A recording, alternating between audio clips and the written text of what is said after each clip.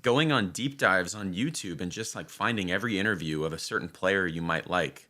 It's no secret that in my younger years, I listened to a lot of Matheny, and I hunted down every single interview that guy's ever done. And I mean, you learn a lot just about, not even musically, but just about mindset. And I've learned a lot from Pat. Not even just his albums. Let's take his albums off the table. Just hearing an artist speak about the way they live their life. Yeah. It's huge. Yeah. Huge. Matheny. Yeah. I mean, another student of Joe DiOrio's early on in Miami. Bringing it full circle here. I mean, for the listener, I mean, Will was/still is like the obsession with Matheny was super strong in you, Will.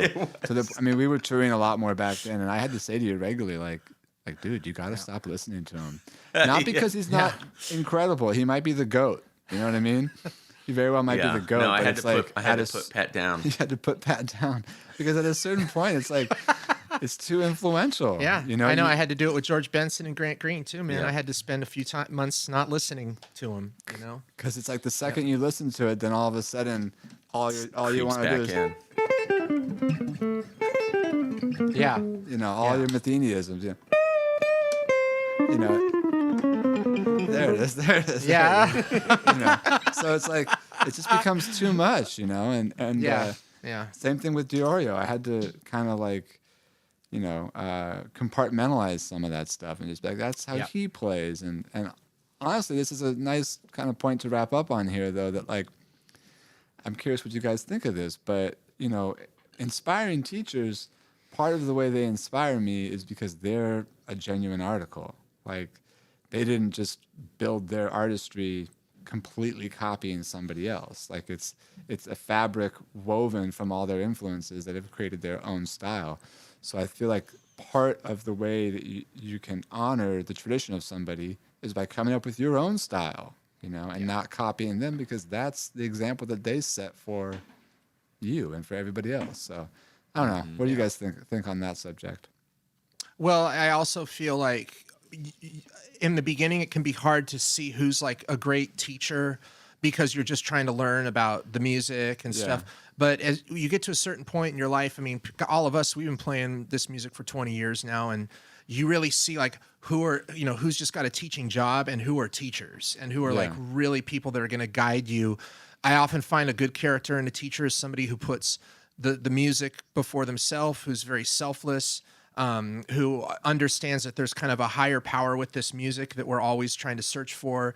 They're not trying to sell you a book. They're not trying to sell you a kind of some gimmicky thing. And, we're filled with that these days with social media and YouTube. Yeah. And it's, there are great teachers out there. We've mentioned a lot of them today. And I encourage our listeners to go back, listen to season 1, listen to how some of our artists that we had on their talk, because we picked them not just because a lot of them are amazing players, but many of them are fantastic teachers too. So it's really good to learn what makes a good teacher, and trust your gut too with that. When you're finding teachers, like really find somebody who's going to help you become the best player you can be, and be selfless in those lessons, like Joe DiOrio was, and Ron and all these guys we've talked about. They're all like that. Absolutely. And Will, anything you want to add before we close out the episode on inspiring teachers? Before we close out, I wanted to get your guys' opinion on, do you think a great teacher imposes their ideas on a student, or basically reacts to what the student is doing? Or is it a combination of both? Perry, what do you think? I think it's got to be the combination, because... So kind of 50-50? I mean, that's a tough question to answer, because, like, a student doesn't know what they don't know. So at a certain point, you have to be, I wouldn't say imposing, but you have to be guiding them. You have to be kind of like showing them your vibe, right? And I think the people that we've all mentioned have a really unique vibe that they're kind of sharing with all of us. That's part of what inspires us as their students. But you also need to understand where your student is at, right? And like kind of give them what they need in the moment and react to them in the moment where they're at. So it's sort of a combination, in my opinion. John, go on. Oh, I was just going to say, I think a good teacher is like a great parent, somebody who sees in your child, who this person's becoming and what do they like and what are their natural abilities. And a good teacher is going to surprise you and be like, wow, I didn't realize that I have a knack to really do this. And a good teacher is going to bring that out and give you the confidence to become a better player and also challenge you and make you feel like you've got work to do. And the student is naturally, a lot of times when they're excited to study with somebody, going to want to copy them. Like I loved copying Kuntz when I was in lessons with Kuntz or Diorio. Yeah. But a lot of times the teacher will remind the student in a lesson that the lesson is not about you copying them.